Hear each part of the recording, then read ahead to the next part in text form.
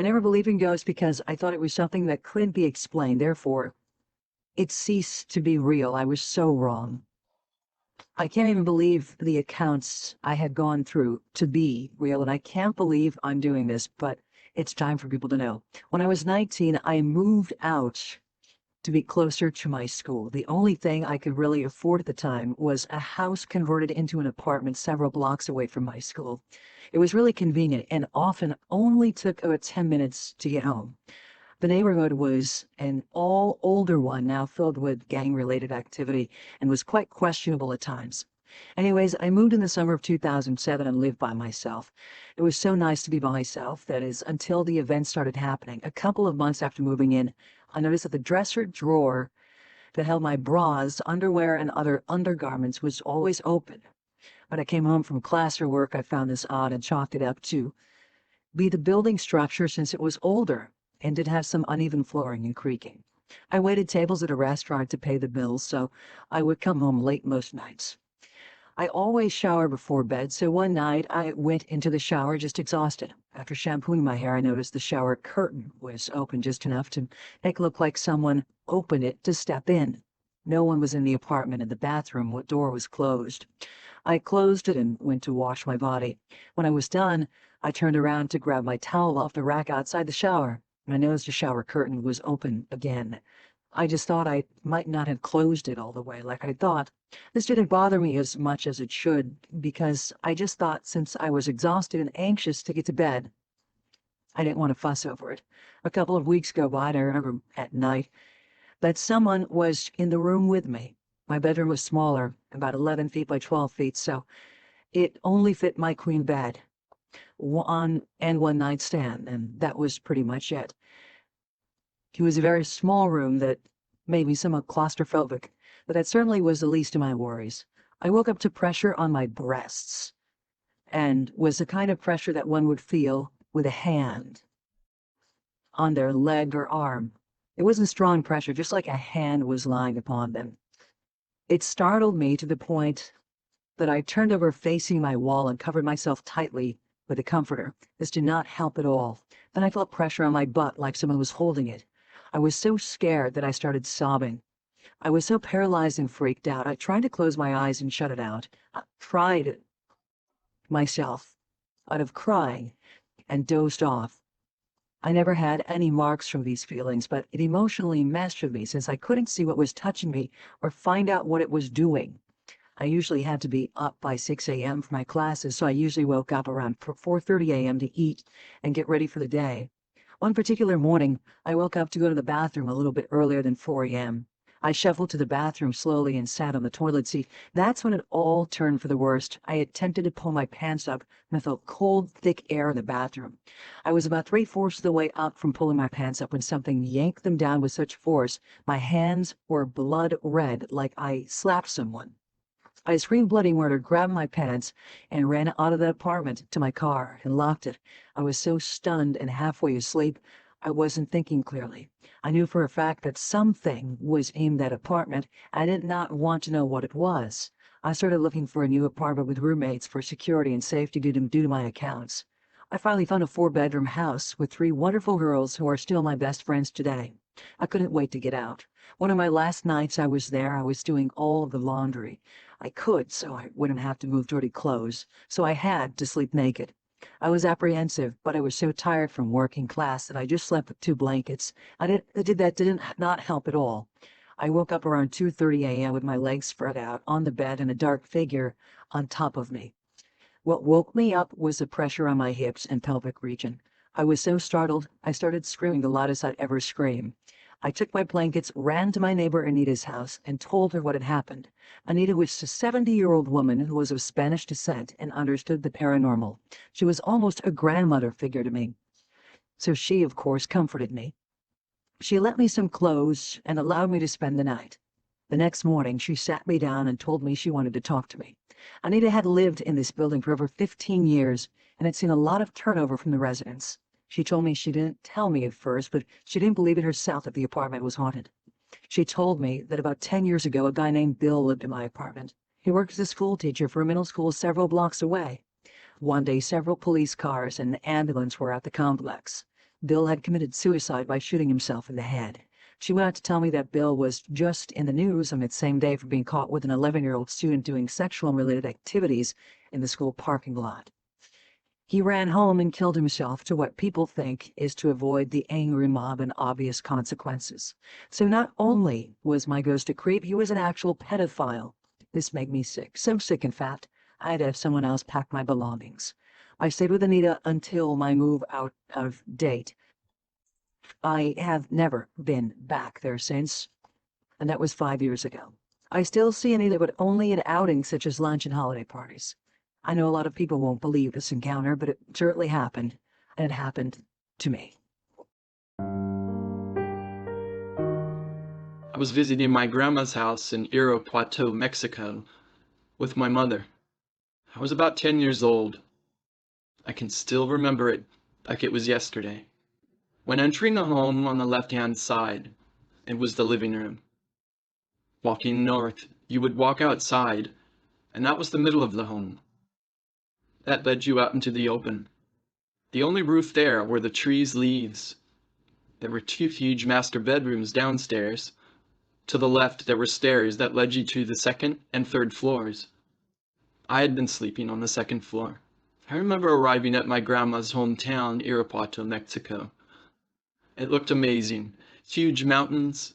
Everything looked ancient and Victorian. I was amazed at how huge the house was. Everything was awesome. The first night I slept like a baby, but that changed on the 2nd night.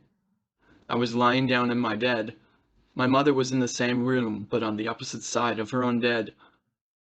It was about 2 a.m., and I couldn't sleep. I was just staring at the door, because I felt like someone was going to peek out of it. I was a little scared, but not enough to get goosebumps. Suddenly, I heard someone open the front door. In Mexico, the doors are made out of steel, so when someone unlocks the doors, you're able to hear it loud and clear. I heard the doors unlock, but didn't think anything of it. I figured it was my uncle coming home late from work, but I was wrong. I heard the first door open and close with the locks being locked, and then the second door that leads to the middle of the home slammed. I heard someone run up the stairs. At that point, I was expecting my uncle to turn on the light. He did not. Whoever was slamming the doors and coming upstairs did not enter the second home on the 2nd floor, but walked further to the other home on the 3rd floor. I was surprised no one heard it. I eventually fell asleep. While having breakfast, I told my grandpa that I heard someone walking to the 3rd floor. But my grandpa said the 3rd home was only used for storage. But he added that he has also heard footsteps coming up from the 3rd floor. He told me he just ignores it. My other uncle said that when he would sleep on the 3rd floor, he felt someone sit down next to him while he was sleeping. On my second to the last day in Mexico, I decided to investigate the 3rd floor with my cousin Israel. We both went up there scared as hell, but I was not going to back down. We opened the door, and all we saw were lots of boxes, couches, and beds that were not set up. We decided to cancel the investigation due to all the boxes. That night was New Year's, and I was getting ready on the 2nd floor to watch the 3 dolls they burn every New Year's with a ton of fireworks. While getting ready, I was alone. The lights were off. I was soon in panic mode. I heard the door creak to the bathroom. I ran to the window to get light and to call my mom to keep me company. When I was about to open the window, I heard something slam the door to the bathroom and locked the door from the inside. I was shaking. My mom finally came upstairs, and I told her what had happened. But of course, she didn't believe me. My father, stepmother, and her niece live in a townhome in Decatur, Alabama. His residence is in a very nice, quiet area of town. The townhouse they live in was built approximately in the 1980s. About a month ago, on a Saturday night, my father and his wife were laying in their bed watching a movie. They have two small dogs who always lay with them. The dogs always bark if something comes in the door, but will always quickly settle down if it's their niece, who also lives in the home. Around 11 p.m., the dogs got up and started barking as if someone had come through the front door. They returned briefly afterward and settled in. My father thought nothing of it, figuring it was his niece Cassandra returning home. A moment later, he saw someone lead around the doorframe into the bedroom, and then exit. Again, he thought nothing more of it, figuring it was just Cassandra, who thought they were asleep and didn't want to disturb them. But here's where it gets strange. The next morning, my stepmother was in the kitchen, chatting with Cassandra about her night, and made the comment, "You must have had a pretty good time last night, since you came home pretty late." To this, Cassandra replied, "I didn't come home until this morning. I stayed at a friend's house. We have come to the conclusion that my father and stepmother had some kind of ghostly visit that night. If this had been an intruder, the dogs would have definitely made it known that there was a stranger in the house. And it also seems like they would have heard the sound of someone exiting the door or a window. There was nothing out of place in the home, and the front door was locked. This was such an intriguing story to me, because I've heard similar stories of people seeing shadow figures peep around corners. It definitely creeped me out. That also makes me curious as to who this entity could have been. Often, townhomes have many residences over the years, considering many of them are rentals, so there is no telling who this spirit could have been. But it seems like they just wanted to check in on the new tenants.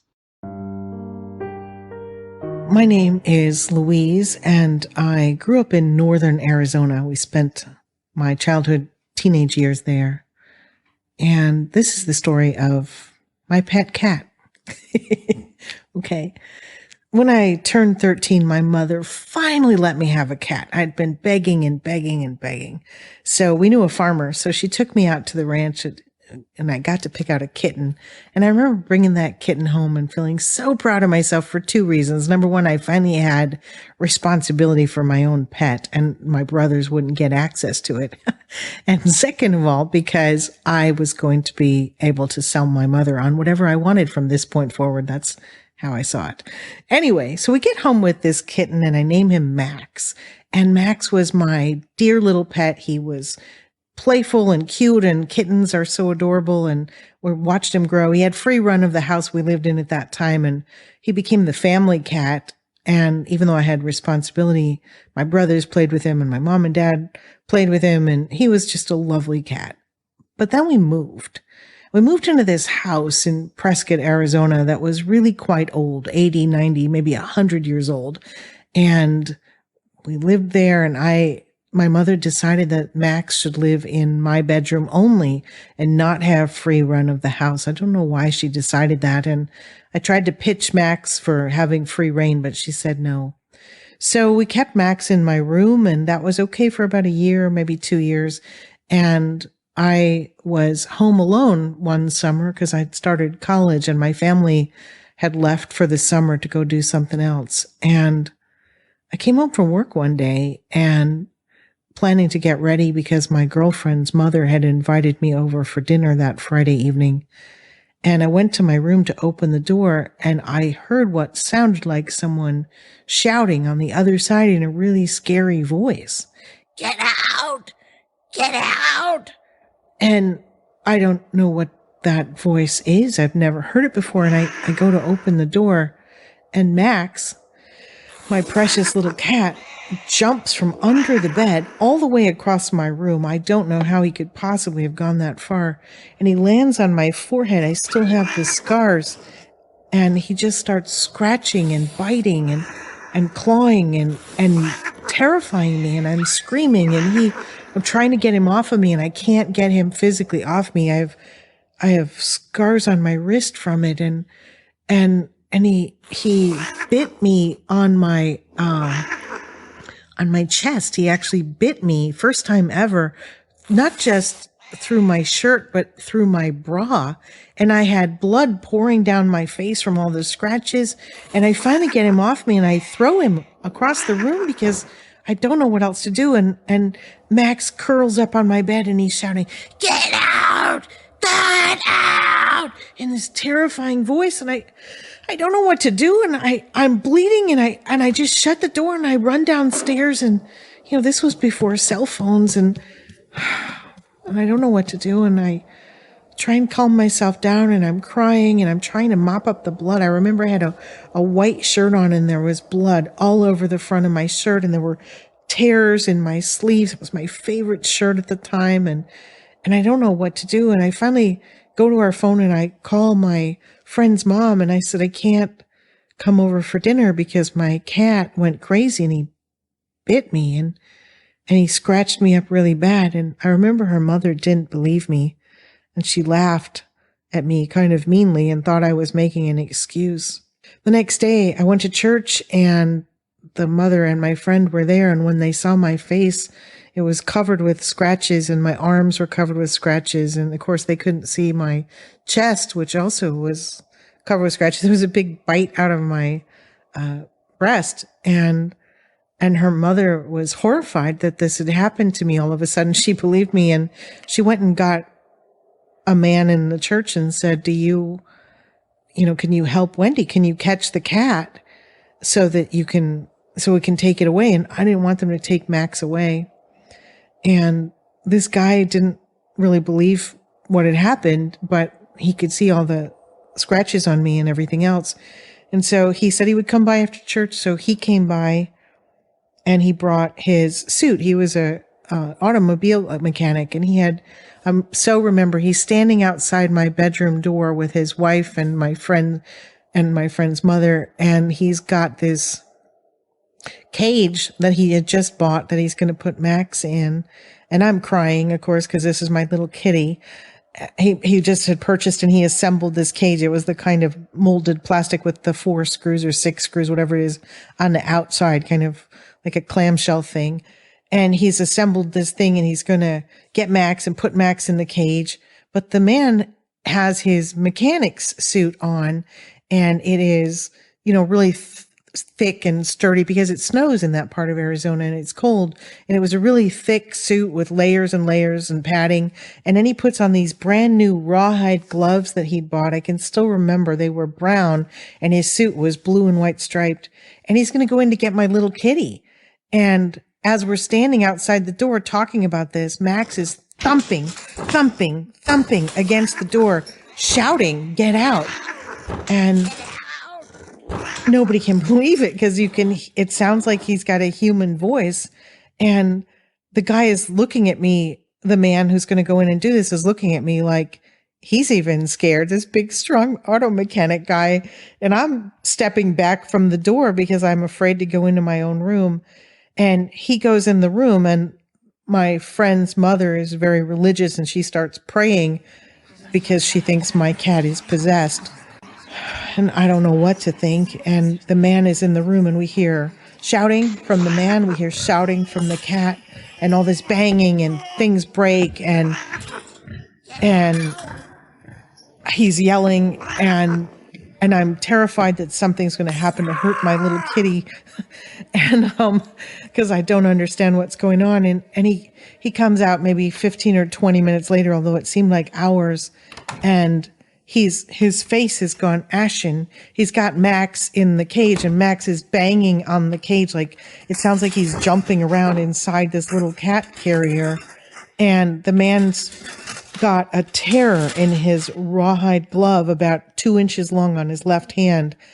And he's got shredded marks on his suit for going underneath cars, his padded suit. You can see the stuffing underneath. And he says, "This cat is possessed." And I'm crying because I don't know what's going to happen next. And at that moment, the lady from the Humane Society shows up in a pickup truck. And I didn't know that my friend's mom had also called her. And I go outside with the cat who's still going crazy in the box and still shouting unintelligibly and all the other people in the house. And we go out front and the lady says that they're going to take the cat to their facility and they're going to decapitate him to find out what's wrong with my cat.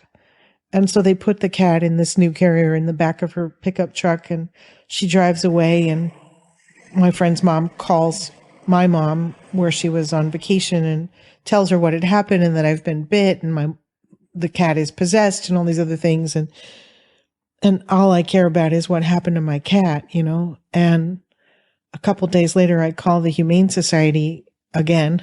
I'd been calling every day. I call the Humane Society, and I happened to get the lady who was the agent. It's a small town. It's a small office. I get the lady who came to pick up Max, and she says, we cut off his head and we found nothing. However, when you gave us that cat carrier, it only had one screw. And I told her that I saw the mechanic man, put the screws in the outside and tighten the nuts. And she says, well, that's impossible. There was only one screw in the carrier. In a few more minutes, he could have gotten out.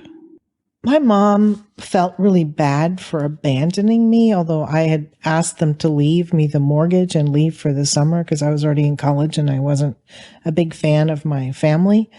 And what happened is that my mom felt guilty for abandoning me, and she thought that because she wasn't there, that's why he became possessed.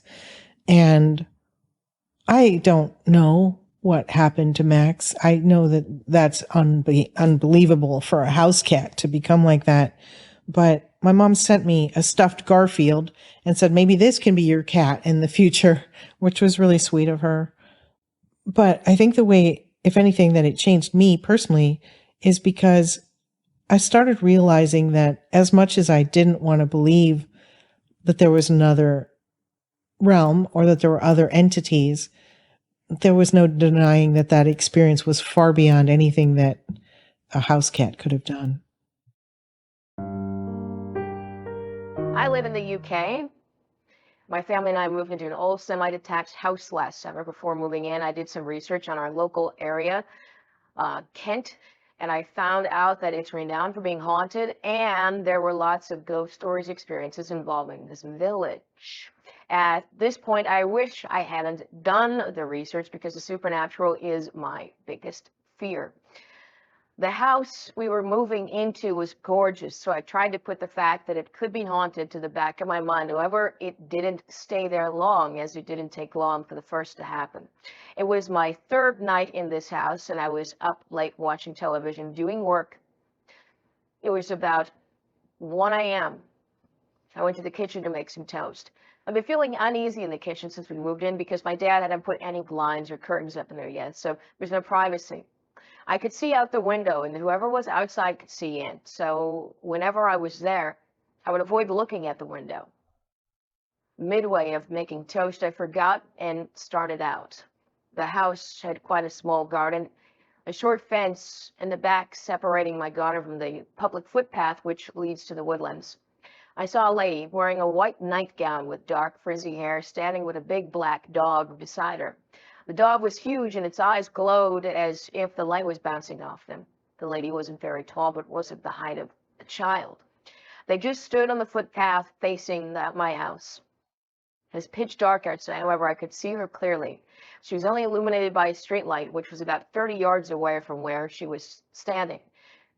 I felt like I'd been staring at her for hours. It was a real struggle to take my eyes away. Once I realized what I was seeing, I ran to my dad's room and woke him up. He told me to stare out the window and tell me what he could see. He didn't see anything. I didn't tell him what I saw and told him to go back to bed.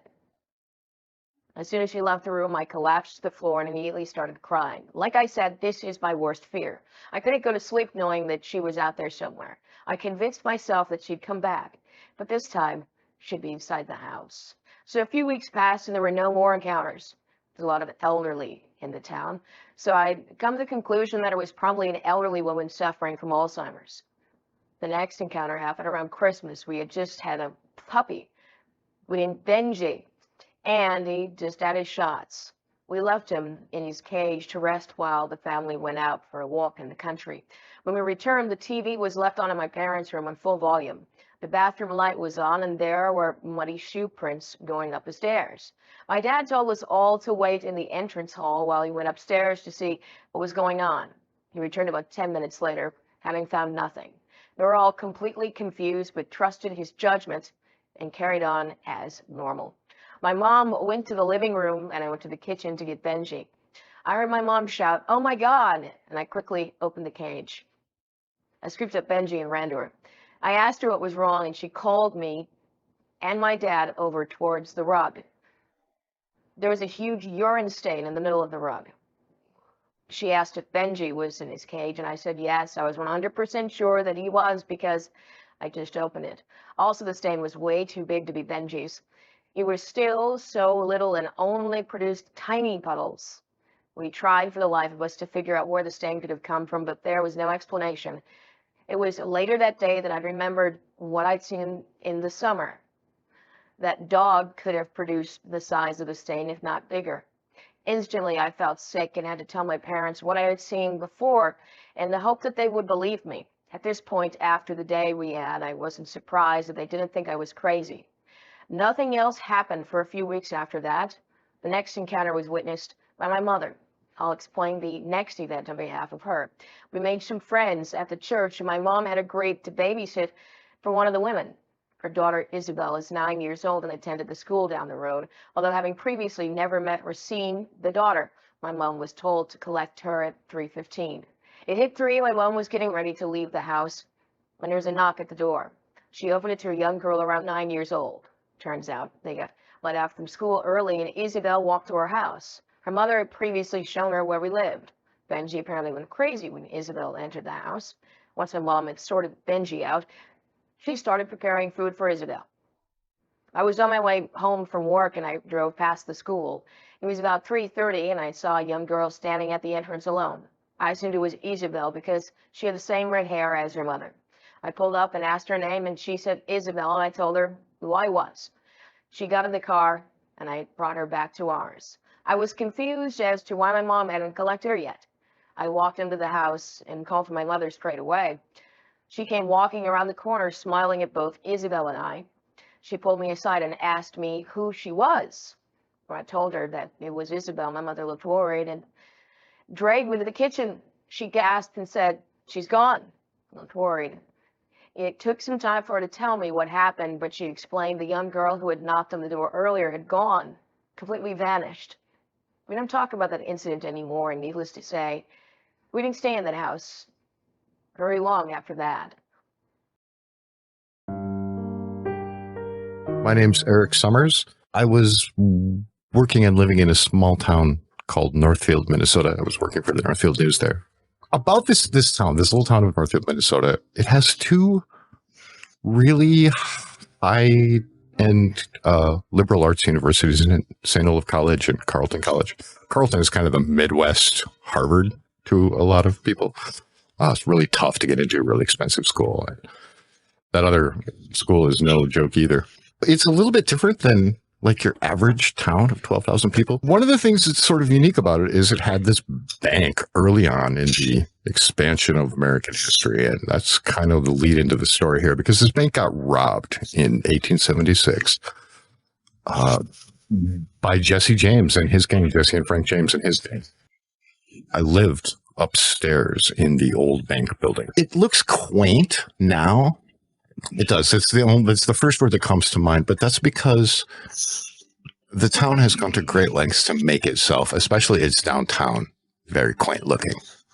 It's got this really pretty square in front of it with a sort of Civil War victory statue right next to a dammed river that has an old mill across from it. So it's all these old trees around. So it looks really quaint. But if you get up close and you can sort of take out the 1930s popcorn wagon and the happy smiling people and the, sort of faux 1930s lighting fixtures on the lamp poles. If you can take all that out and just look at the building, it's really imposing. Even though it's only 2 stories tall, they're 2 really tall stories. And it had immensely high ceilings with really tall, sort of deep set windows. It was just great. But the building itself from the outside is built like a fortress. They have apartments upstairs. And I was living in one of them. being upstairs at night, the building sort of creaks and settles, sort of ornate chandelier type lighting. And when I came home one night, it was late at night. Came home, went upstairs, ate, fed the cat, changed. I decided to take out the trash. I took out the trash. So coming out of my apartment, there's these big wide hallways, but then there's a really steep and fairly narrow stair going straight down, and the hallway widens out, and at the bottom of the stairs, you can either sort of go outside or make a U-turn and go back along what is the west wall of the building to the trash room. Where there's a steel door there, and it's kind of under the stairs at this point. It's not really under it, but it feels like it's under it because the stairs are rising so steeply beside you. And then it's just a regular old steel door. The trash room had one of those doors that you could not lock from the inside. Like, it closed automatically behind you, and you needed a key to enter it from the outside. You needed the same key, like, any apartment building. But you couldn't lock it behind yourself. Like, there was no way to actually lock the door. And I went in the trash room, and there were motion sensor lights in the trash room. They, again, this is all standard equipment in American apartment buildings. You don't have to fumble around for the light switch. You open the door and the light turns on. You go in, you throw your trash in, you turn around, you leave. I did the first part, and when I turned around to leave, I couldn't get out. As I said, it's one of those doors that you can't lock. So you kind of walk into a door like that, right? It was like all one motion. I was turning the handle and taking a step with my left foot at the same moment. And then the door didn't open, and I, kind of banged into it. Came to a complete and dead stop. Like, that's really weird. Why isn't the door? Doors are always supposed to work. And then the lights went out, and nothing I could do would make the lights, no motion, nothing. It was weird. And then it got cold. I was up here a lot as a kid. I lived here for a while as a child. I know cold. It got cold in that room, man. And then I did start to freak out. If I'd been able to see, there's no windows. Of course, it's pitch black in that room. If I'd been able to see, I'm sure, my breath would have been coming out in great vaporous clouds if you'd been able to see it. I still can't account for that. There's no physics that, allows for that localized phenomena of climate just in a 6x12 trash room. It's like, I can't think of one anyway. It was the middle of the night. It was late at night, started shouting. Nobody could hear me. I didn't think anyone would be able to hear me. I was buried in the way from the apartment in a thick old stone walled building. But that didn't make it any better.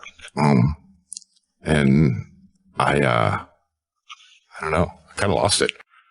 There's no real words to describe what I felt like at that moment. I've never really been able to fully express in English or even any language what that felt like. But it was as if the ground opened up for my feet for a second there. And I was reduced to almost tears, really. I was losing it. That's the halfway confident person you hear talking now was absolutely gone from the scene. And I was a shaking mass of terrified jelly. Man, by the end of it there, I was like sobbing with fear. And then the lights came out and the door opened, and I bolted out of there, boogied down the hall, ran straight out the door onto Bridge Square. There's a little sort of town square right there. Obviously, where the bank is where they built the town square in the 1900s. And I just cruised out. Found a convenient bench. I just sat there and shook. I was blue, dude. I was so cold. My skin was not its normal translucent white, but I was blue, man. I was really cold. And my girlfriend came out the door a few minutes later. She could see something was crazy off, and she came running up, put her arms around me. Are you okay? What happened? What's going on? I was all well again. I was back on planet Earth, but for a second there, man, I don't know what it was. It was terrifying. There's no explanation for it. I have no explanation for it. But why the door didn't work, why the lights didn't work, they started working again right away, why it got so cold. Years later, Eric returned to the Scriver building in Northfield. He was looking for answers about what happened to him in the trash room that night. The old bank had been turned into a museum, and Eric found a museum docent willing to answer his questions. I asked her to take me around through the museum and like moment by moment, like, then the robbers were here, and then they went here and held a gun at the person's head, and then they let that guy go. And by this point, they were over here in the building. One of the bankers actually did die during the attempted bank robbery. It's kind of a key point. He was murdered in a specific spot within the building. It turned out later that that was a spot where it's kind of a weird, almost a disrespectful irony about it, but that was where our trash and recycling was stored, during it was an apartment building, so there was a trash room. Where Joseph Lee Haywood died was literally where the trash room is. They left the blood on the original bank floor for a long time, just as they displayed the robber. What's his name? Charlie Pitts, I think is the guy's name who died. One of the bad guys. The bad guys. I'm talking like it's a movie. One of the gang who tried to rob the bank died. They left their dead guy behind. That and the blood stain on the floor. The possibility humans are quantum state machines, and maybe the intensity of anguish and pain of a murdered, honest soul like that could leave some sort of imprint in those newly quarried stones. I guess if there's a science behind it, it would have to look something like that, but we're not close to making those measurements yet, man. It's the scariest thing that's ever happened to me. There's no question about it. I've been in some tight spots as a journalist here and there in the world, and I've been in some other tight spots with weather and, like sailing or surfing where things didn't go quite right, or I got a bit far from shore, and you start to wonder like how many actual seconds you have left, but nothing that ever really scared me in this way.